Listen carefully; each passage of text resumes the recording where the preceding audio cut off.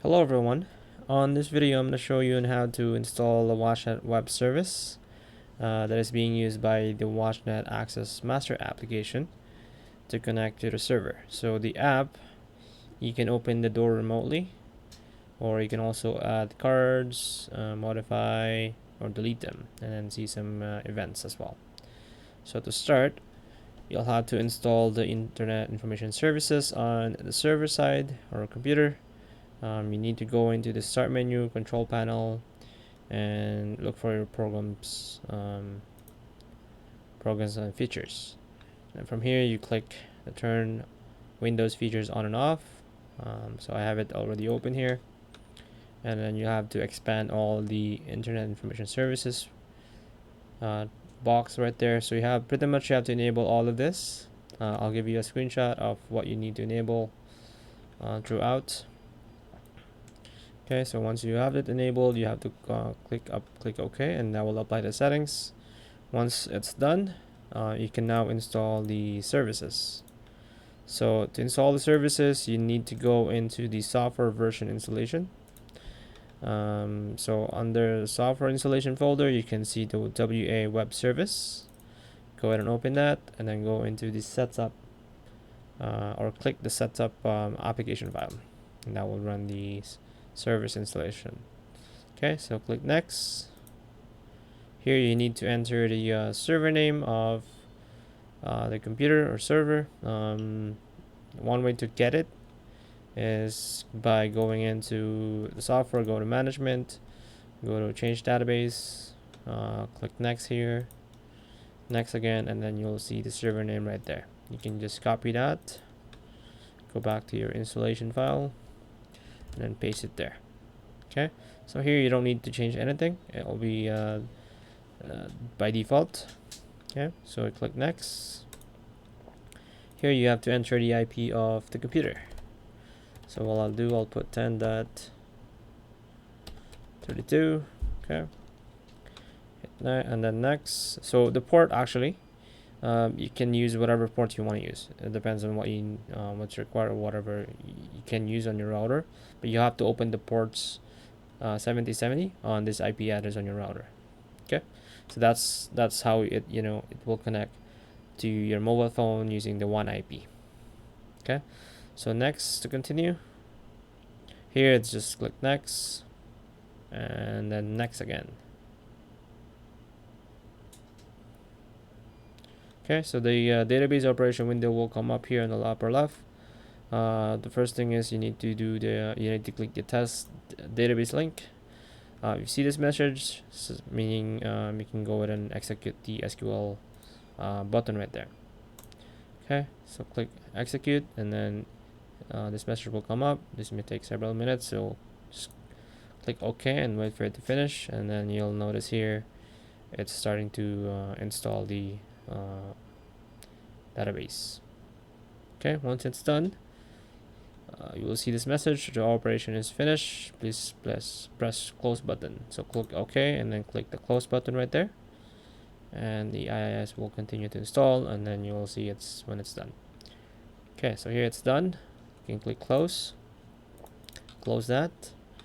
The next thing that you need to do is go to your IIS. So I'll just go into IIS, or Internet Information Services, right there. I'll just type in IIS, and it will come up on your start menu.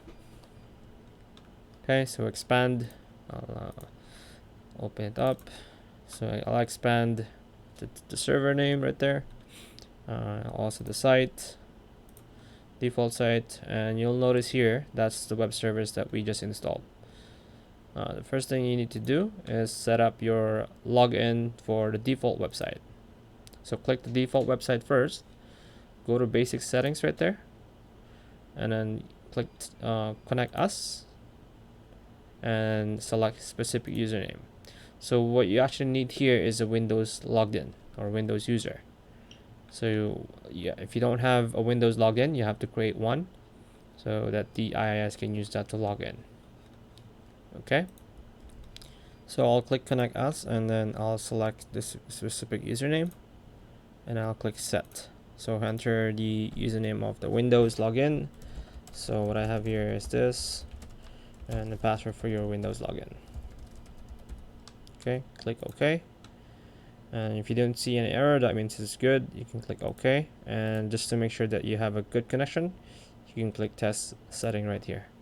And you gotta make sure that you have or see this authentication message right here that says it's been good. Okay, so close and click OK. You have to do the same for WatchNet Web right there. So click that WatchNet Web on the left, click the basic settings, connect as again button, and then select specific user, enter the same login.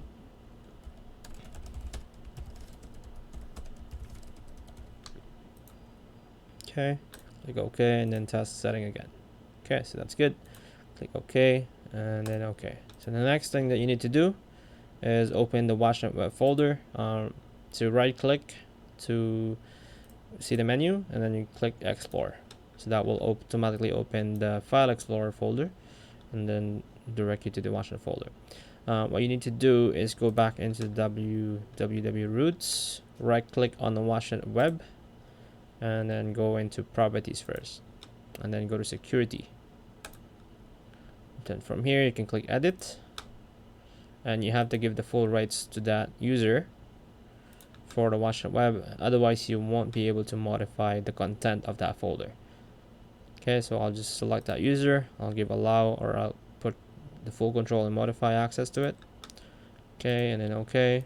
Now let's go back to WatchNet Web, and then from here you look for the web XML file at the bottom. So right click on that file and select open with, and you want to open it with Notepad so you can modify the content. So you need to modify the content because the content or the IP is not set when you install the service. So I'll open this up so you can see it clearly. Only thing that you need to do here is modify the server right here. Okay, so you need to put the server name. So I copied it already on my clipboard. I'll just paste it. If you notice, it's there as the server name and then the SQL Express. Okay, so that's the only thing that you need to change here. Just make sure you change the connect string value server, and also the IP address right there. It has to match the IP of the computer. Okay, so that would be 10.32. That's the IP of my computer right now, so I'll use that one. And then close it, and if you ask you to save it, just hit save. So now it's saved.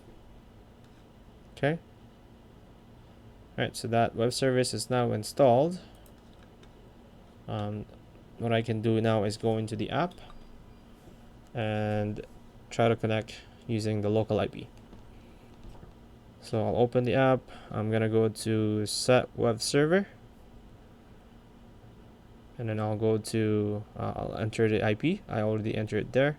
So the IP right now is 10.32. I'm gonna try connecting to the server using the local IP because my phone is on the same network or Wi-Fi. Under advanced, you might want to make sure that you have the whole keyword right here. So WatchNet Web, web service, access WS, that's SMX is what you need to enter in there. By default, you won't have a WatchNet Web, so you might want to enter WatchNet Web right there. So / WatchNet Web. Once you're done, you can save the setting and then hit test connection. And if the phone sees the server and it has a connection, then you should see test connection successfully. Once you're done, hit save, and then you can go back and log in. So the login for this app is the same as your software. Okay, so once you click the login or tap the login, you should see all the events. By default, you have an option here to go to personal list, modify some cards if you want. You can also open the door from here. So I'll show you when I open the door. On the software, you should see the lock opening.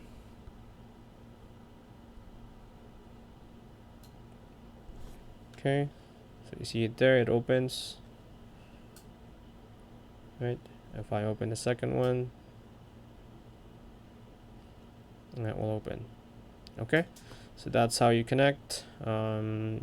If you have the ports open, then you can just enter the one IP and then you can connect using the one IP. So even if you're outside the network, you can still log in or connect to the Access Master app and then open door from wherever you are. Okay, thank you for watching, and have a good day.